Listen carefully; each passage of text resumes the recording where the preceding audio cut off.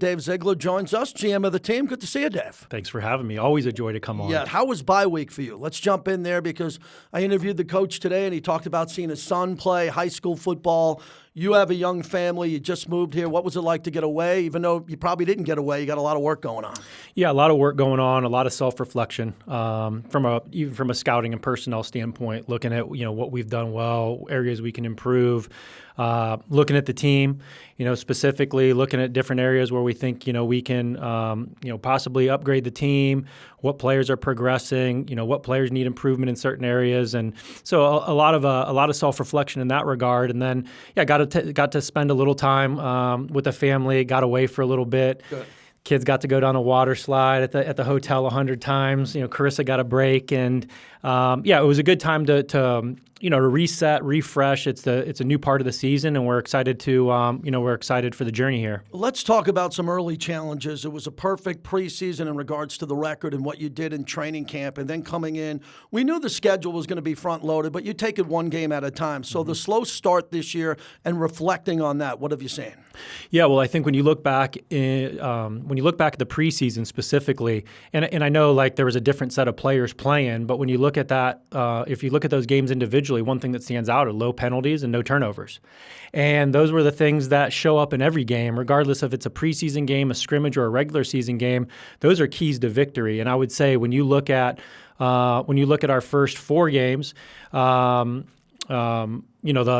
games that we've had issues in, you see high penalties and you see turnovers, and so I think those are the little things that we need to continue to clean up, continue to focus on, because the margin to win a game here, it's so tight. Yeah. And you give a freebie away, or you get a holding penalty and it's 1st and 20. Those are they're difficult things to overcome when you're playing good football teams, and we did a better job of that in the preseason than what we've done here at the first half of the season or first quarter of the season. Dave Ziegler joins us, the GM. So I was talking to Josh McDaniels a couple of weeks ago, and he said even at the Charger game, you're on the phone, you're looking at injuries, you're always thinking ahead. One of your many strengths here. I want to start with the injuries, and nothing specific going into Houston, obviously, but Nate Hobbs goes on IR. Mm-hmm. You look at that room, and when you're thinking about improving the team going forward, what is that like for you in your position with your team, your scouts, and how you figure out who you want to look at? Yeah, it's a good question. A lot of it is, again, system fit, what the skill set of some of the players are and how do they fit the scheme that we're running, and then who's available that has that skill set that fits that scheme.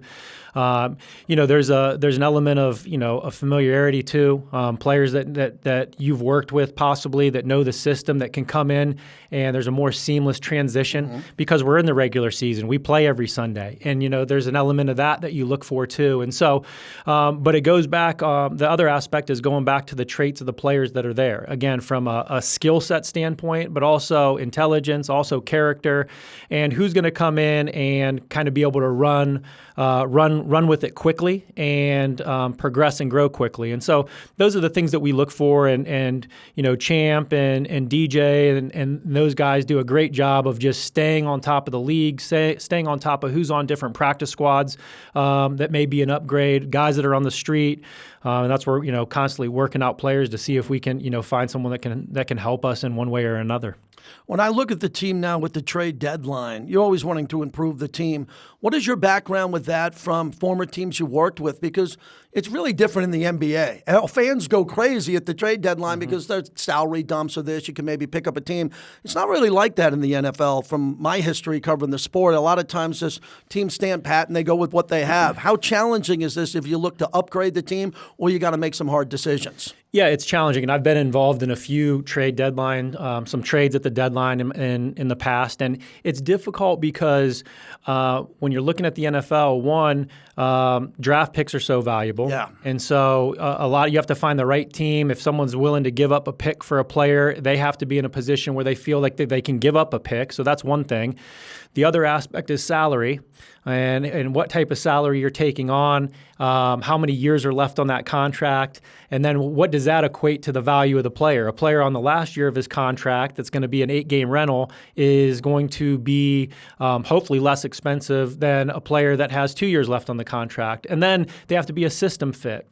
And so it's the NFL. It's difficult to find a match a lot of times in a trade because there's so many different elements that have to come together.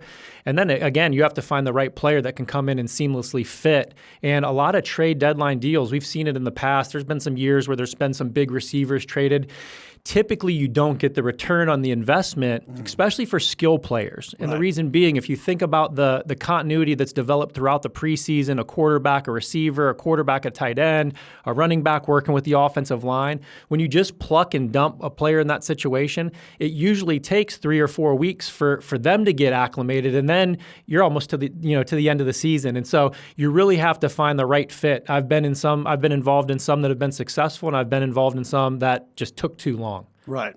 Dave Ziegler's our guest. So when you got here, you extended Max and Hunter and Waller, Carr, traded for Devontae. Those were huge deals in regards to getting the right players locked up and then paying them and taking care of them as you look to the players that you're going to bring down the road eventually. So that's an interesting challenge and something that you embrace. And I really like the way you've handled this. You rewarded the players that you want to build around as you're always evaluating this roster. So the evaluation process, I'm sure people ask you about that all the time because you're looking ahead to years to come, but you want to beat the Texans this week. Yeah, it's a constant. We meet every week on 2023. Yeah. And what the roster is shaping up to be, where our holes are going to be, how does that equate to what's going to be possibly available in free agency? How does that equate to what we think is going to be available in the draft? And so there's for me specifically in my group, there's a consistent look to 2023, and every move that we make, we talk about what's going to be the impact in 23.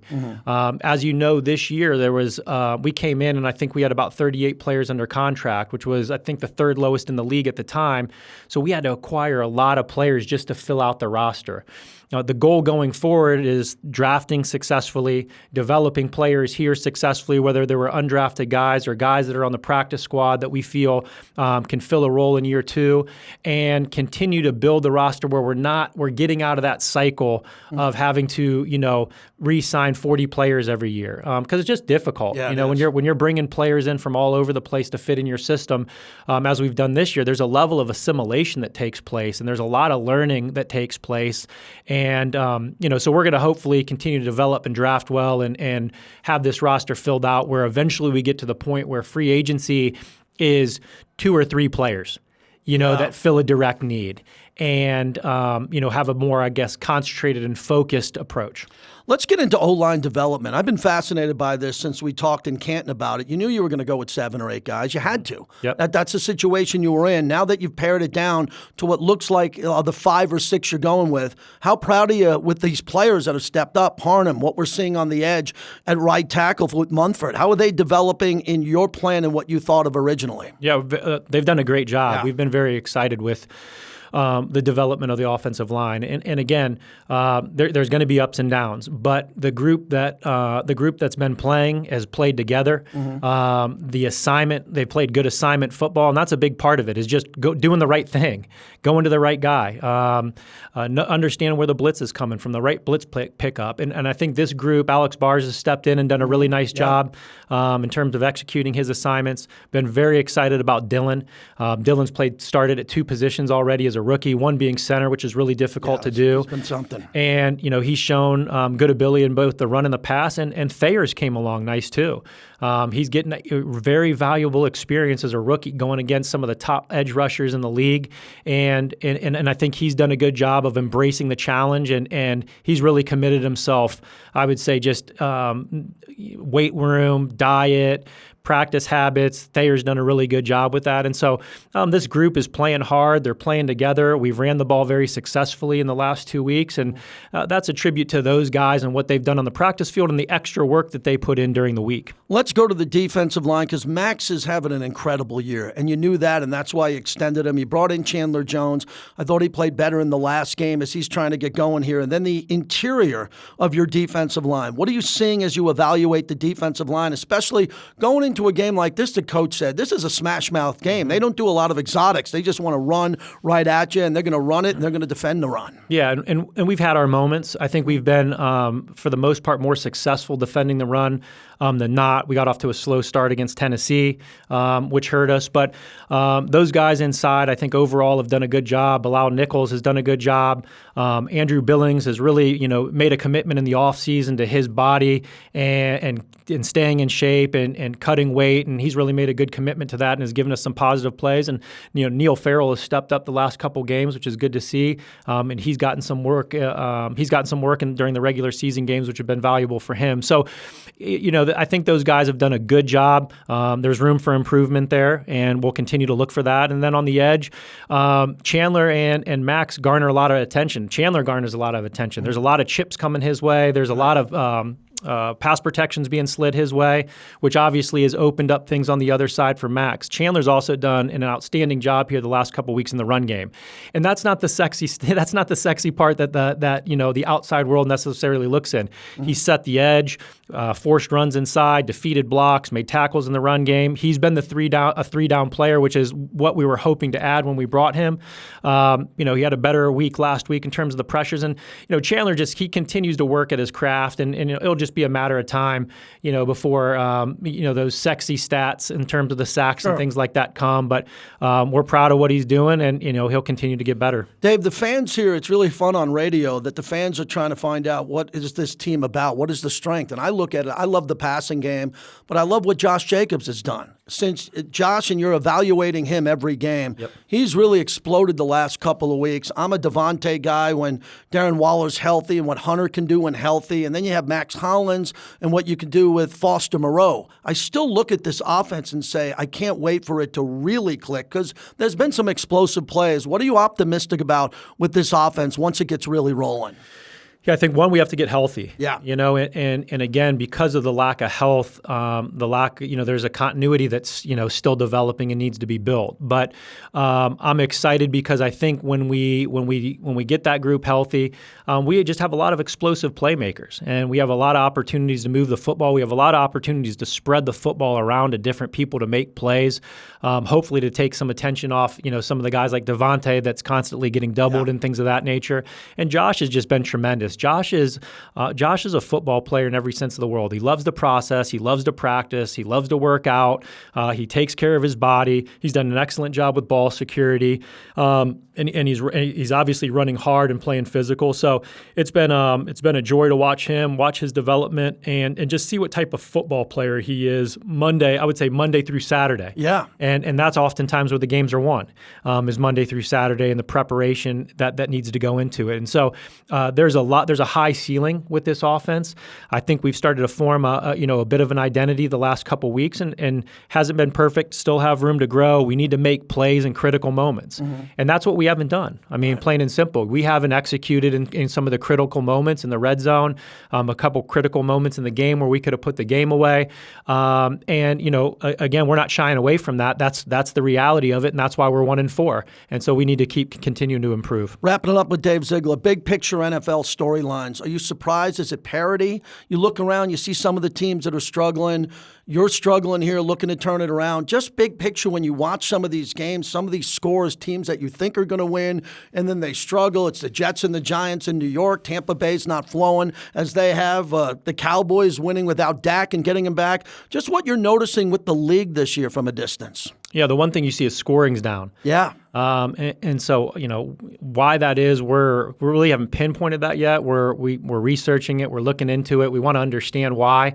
I think as we get a bigger sample size, we'll come to some more conclusions on that. But there is a lot of parity, and a lot of those teams have drafted well. That they hadn't been good for a while. They had high draft picks, and they've hit on some of those. And so I think that's a tribute to them, and why we've had some of those teams that haven't had success in the past have been playing good football here at the beginning. And I think, again, it just shows like every week is so difficult to win, that the level of execution, the small things, ball security, penalties, making the right read, doing your assignment, that matters, and those are the things that we have to continue to get more consistent in. And when we do, the wins will come. I mean, that's just how it works. And so every week's a battle, every week's about your execution. And I can't emphasize enough, it goes into what you do Monday through Saturday. And our group's really done a good job of developing in that area and growing in that area. And I'm excited in the direction that the team is going. Last one, what have you learned about the community here in Vegas since you've come here with this great position with your family and you moved across country? What have you noticed about Vegas, this building, outside the building, when your wife and yourself are going around town and meeting the Raider Nation and just people in your community? What have you noticed about Vegas? Yeah, in the building, just a lot of we've said it before. We have a lot of good people here. We have a lot of people that have a positive mindset, that love coming to work every day and that work hard every day. When you're 1-4, it's easy to go it's easy to go in the tank, and it takes a lot of mental toughness, and it takes the right culture within the building to stay positive and continue to push forward and progress. So that's been a great thing to see here in the building. Out in the community, they're passionate fans. Yeah, it's a passionate fan base. I love going into the stadium when we're home. I like seeing them on the road. It's just that it's an energetic group. It's a group that's hungry for winning, and they love the Raiders, and that's been really fun to see. And in the community, we've already just met a lot of good people, a lot of good families. The school that our kids are at, Lamping Elementary School, great teachers. A really good school system there. We've been excited about that, and again, a lot of people that are just really supportive, and we've made some good relationships already, and we're excited to be here, and we're excited to see this team, go in the direction here as in this long-term vision of building a consistent winner, and just seeing the excitement around the franchise when we start doing that. Thanks for making time for us today, Dave. Thank you. Appreciate you.